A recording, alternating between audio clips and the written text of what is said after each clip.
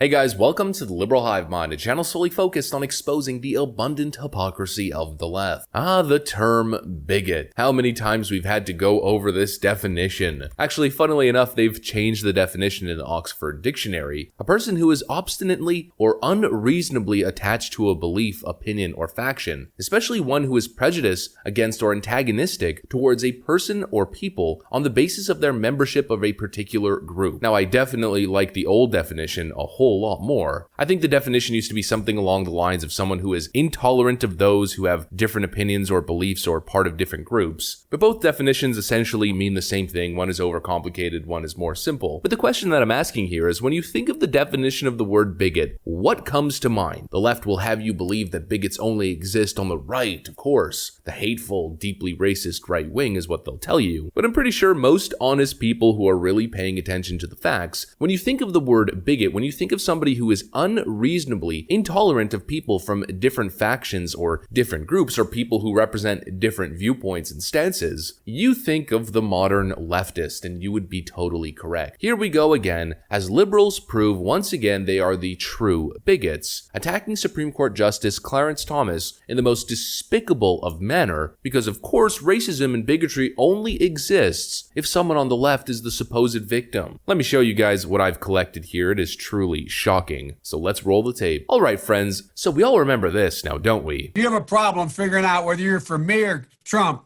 and you ain't black. That statement, of course, textbook bigotry. But that statement is what lefties actually believe. And early yesterday morning, Good Morning America released this on their Twitter timeline. Ketanji Brown Jackson is sworn in as the first black Supreme Court justice in U.S. history. Maybe the intern who wrote this tweet just didn't know, but I don't think so. I think either this was done on purpose or this was a Freudian slip. Because of course, Clarence Thomas, to the left, Ain't black. and that's truly what I believe they meant. That Ketanji Brown Jackson, in their view, is the first real black Supreme Court justice in U.S. history. An absolutely disgusting notion. But for the left, that's how it works. If you make the decision to switch political sides, if you are no longer a Democrat or a liberal, a leftist, you, in a sense, in their view, are no longer accepted in the community. And when talking about this topic, I always go back to what Candace Owens always says. She never experienced true bigotry and prejudice or racism until she became a conservative, and then all of a sudden, the most vile hate was lobbed in her direction. And it's true, friends. We've seen it countless times. We've seen it recently when Larry Elder decided to run as a Republican against Gavin Newsom in the recall election for the governorship of California, where the Los Angeles Times dubbed him the quote, blackface of white supremacy. And of course, this time with Clarence Thomas, we're basically seeing the exact same thing. Star Trek has-been actor George Takei turned into leftist activist Twitter clout chaser George Takei shows up to his local Fox 10 Phoenix outlet and says, Justice Thomas is, quote, a clown in blackface. I mean, how horrible is that? And of course, has-been actor George Takei, who I don't understand why his opinion matters. The guy was a side actor on an old TV show and never did anything relevant or significant since. But apparently his political opinions are just so important that they must be amplified to millions upon millions of people. But what a disgusting thing that he said. He's not the only one. Justice Thomas singled out for racist slurs after Roe v. Wade overturned. The social taboo against using racial slurs has once again flown out the window when it comes to Supreme Court Justice Clarence Thomas. The black conservative jurist was excoriated by pro-choice advocates over his concurring opinion last week in Dobbs versus Jackson, with a wave of vitriol that included death threats to his life and repugnant racist epithets on social media. When it comes to Democrats, even the lightest of microaggressions is the biggest deal in the world. I mean, for Pete's sakes, Tucker Carlson said Kamala Harris's name incorrectly. I think he called her Kamala. And of course, he wasn't the only one. I mean, half the hosts on CNN were calling her Kamala as well. And that was the biggest story of the week, that somehow Tucker Carlson was a terribly bigoted racist human being because he mispronounced her name. But now with Clarence Thomas, you have lefties who are attacking the man based on his race and calling him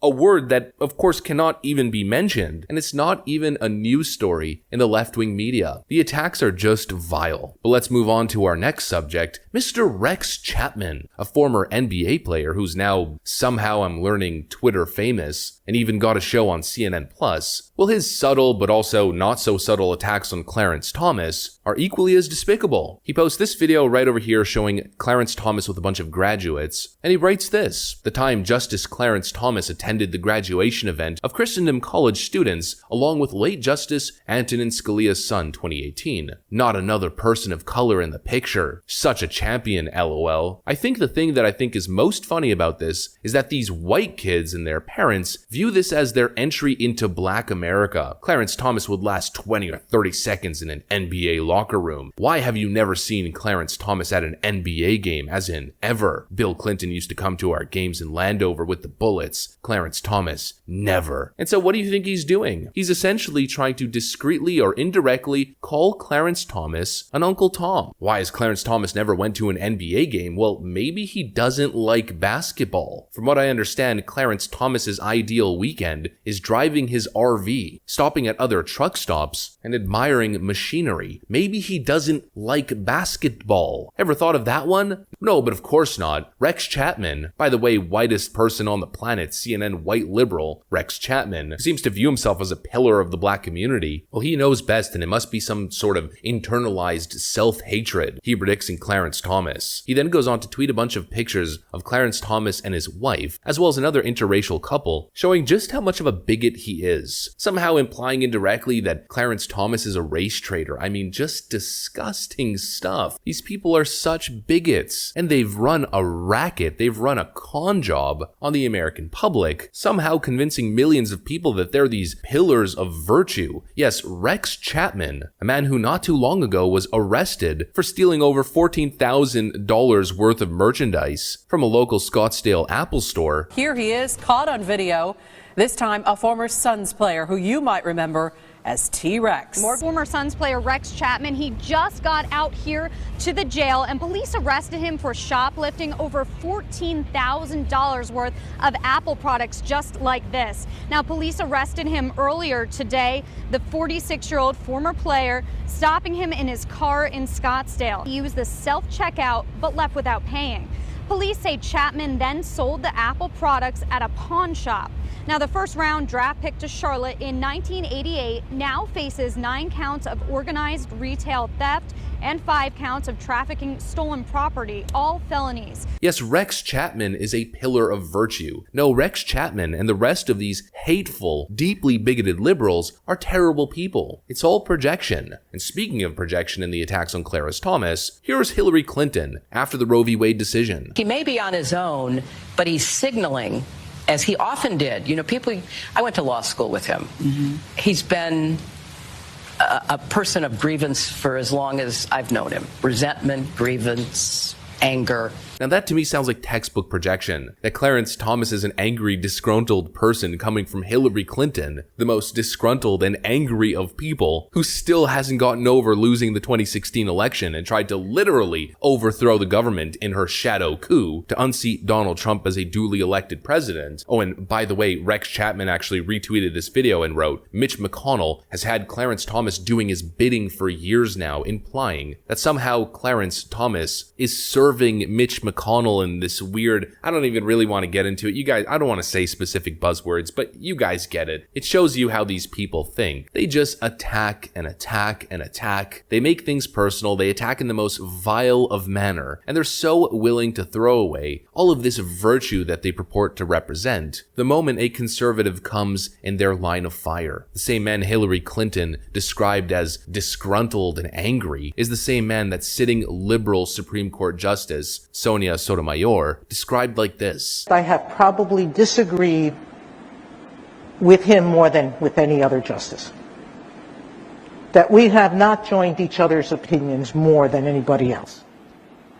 And yet, Justice Thomas is the one justice in the building that literally knows every employee's name, every one of them.